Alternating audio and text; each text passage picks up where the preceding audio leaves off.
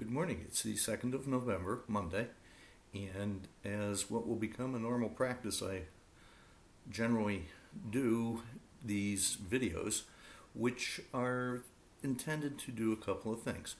At the beginning of each week, very early, usually maybe Sunday afternoon, Monday, no later really than Monday evening, what I try to do is review what we've done the week before and give you a little preview of what's coming up next into the course, and also maybe offer some ideas on how I saw some things developing in the discussion, whether they be topical or mechanical, and give you an update on where we stand with say grading progress and things like that. So these will become also a way of communicating information about schedules, deadlines. As we've seen this year, things change. Things change like crazy. And it's one of the topics, obviously, of our class, but it's one of the realities that we're living with. So please just make sure you're giving these at least a quick review so we understand if there are any changes. This is another method I have of getting the information to you. Okay, week one. We talked about the hunter-gatherer tribe. And the whole idea was to give people an idea that the organizations and their development have been around seemingly forever. And that was a concept I think a lot of people really grasped and took to heart right away and understood it. And we see that in sometimes it was even explicitly suggested that no matter what we do and how we do it, we are part of an organization. And that organization isn't necessarily a complex corporation or a big business, or for many of you who are military veterans and active service people, it's not the organization of your branch of the armed services. It is this concept that can be as small as a family unit, as small as literally, to some degrees, a one-on-one friendship. So we really started to explore how these things have evolved and how things have changed over periods, not just of hundreds of years, maybe thousands. And we look at the concepts as they live in kind of two different environments and start to compare what has happened in the past with what has happened now and what will happen in the future. Because, face it, a lot of things are going to change, and we're seeing those effects right now. So I was very, very pleased with the activity. 99 entries. Okay, 99 entries in the discussion board, and that's pretty active. We have 20 people, and 20 people is a lot of people to maintain a discussion with. So mechanically, what I try to do is I try to get to most people. I cannot promise I will get to every one of you every time, but sometimes it becomes in a joint response to two students. But the thing is, I want everyone to know I read these all carefully and read them with great interest as to what you're getting out of it, because one of the things we do, obviously, up front in the introductions is ask people about their expectations, and we really want to meet your expectations and give you what you need to get out of this course. With that being said, a couple things about the mechanics of things. I generally will start grading the discussion on a Monday. I use the rubric, but I also use extensive commentary.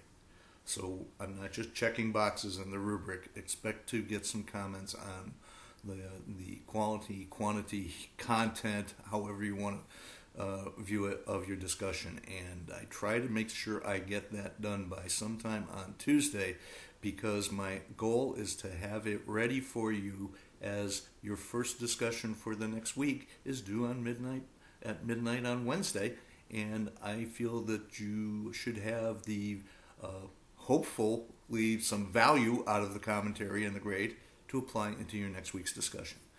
And the same thing goes for papers. Papers I do try to get done no later than Wednesday. With a class of 20, sometimes it takes me into Thursday morning.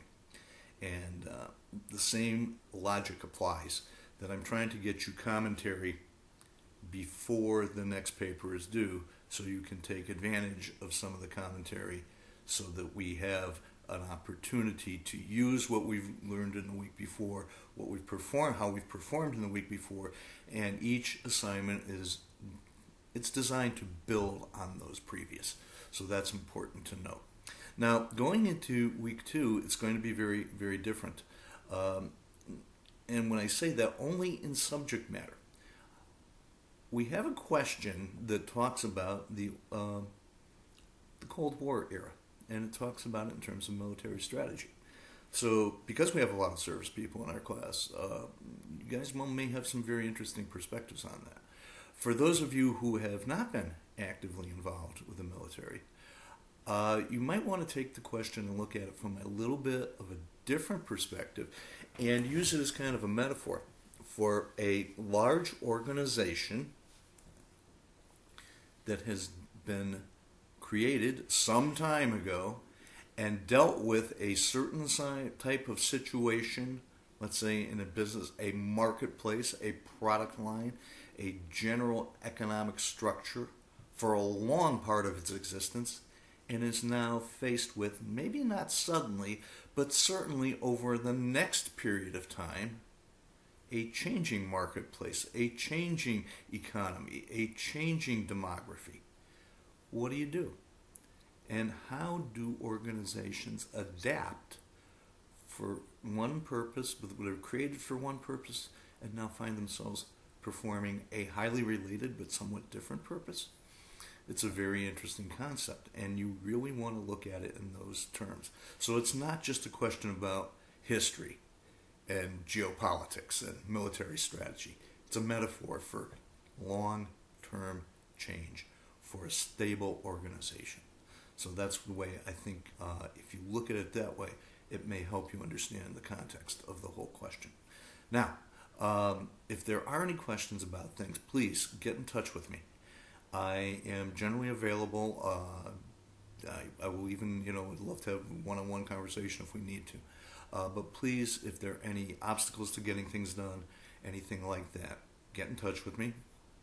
More than happy to help. I think we did a great job this week. I really was pleased with what I see.